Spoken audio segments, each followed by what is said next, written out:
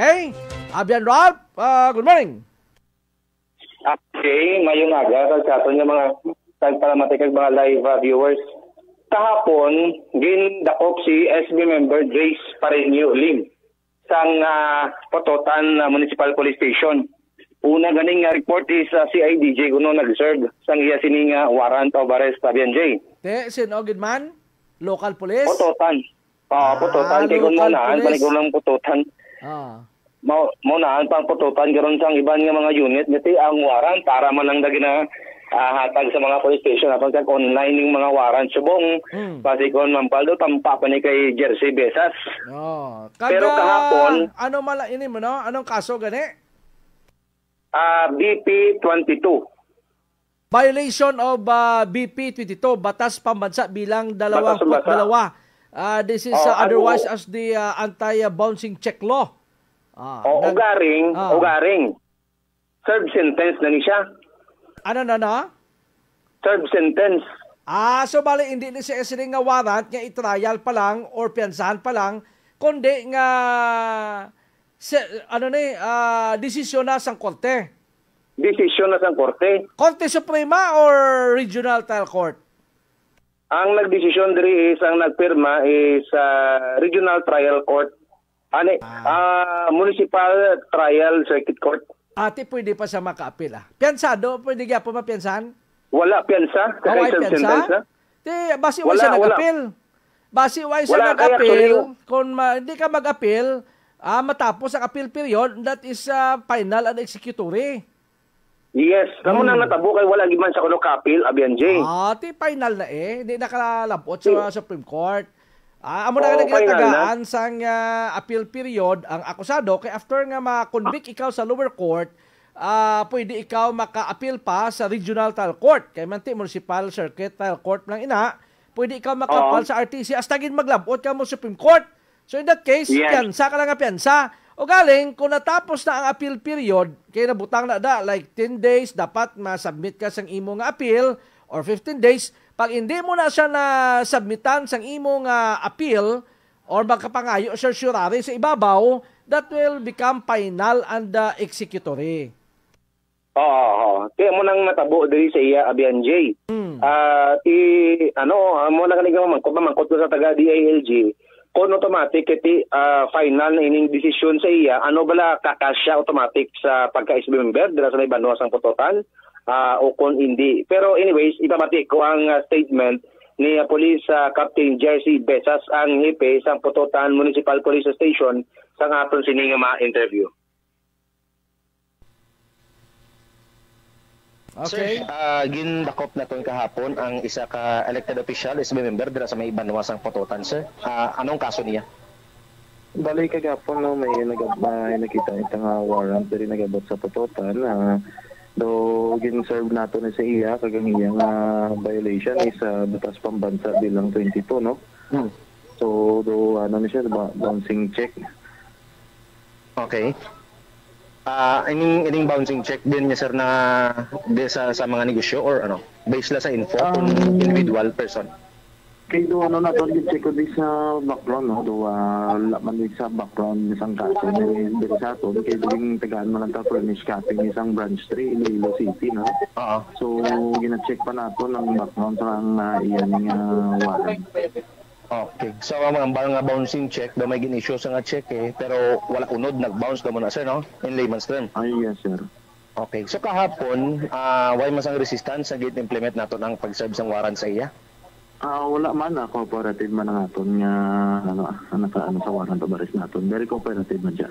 Okay. Ang pag-serve sang warrant kahapon, ara pa siya sa session hall. Wala siya sa session hall, sir, kaya ginulat man natin niya matapos yung session kaya instorya natin siya sa iyang opisina. So nagupod man siya? Yes, sir, nagupod man siya. Compliant ito sa aton na ginambal sa iya. Ang ining kaso niya sa ni serve sentence na ni dati? Nakabutang di sa warrant of arrest niya is service of sentence na. Okay, anong sinanong sini, sir? May desisyon na kag-i-serve yun nagitang iyang sentence sa iyang raso.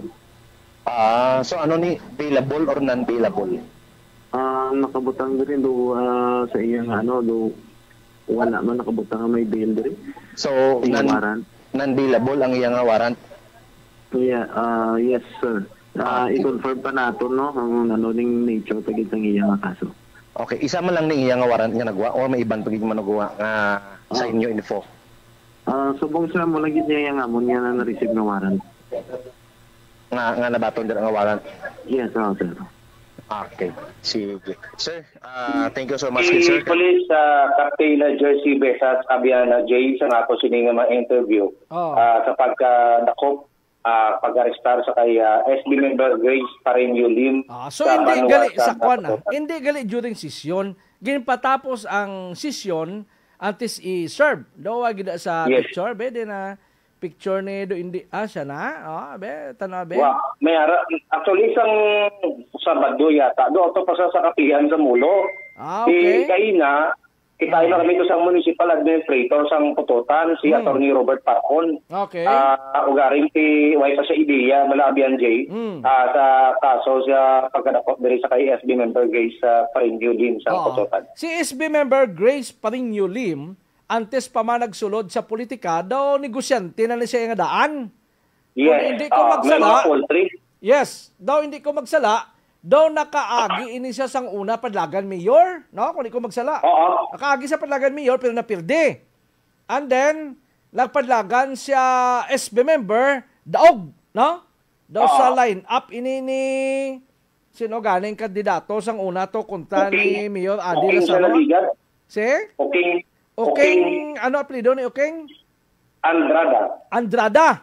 Oo, nga vice mayor amo to si Parco, no? Parco. Si Kwan ang parian niya si subong yati si Elisa na ang kapadlagan vice mayor. Grupo nila ini. So bilang negosyante, sometimes sinigin may malikawan sa una iya nga may mga cheque gatalalbog, like for example nag-issue ka cheque for the payment of this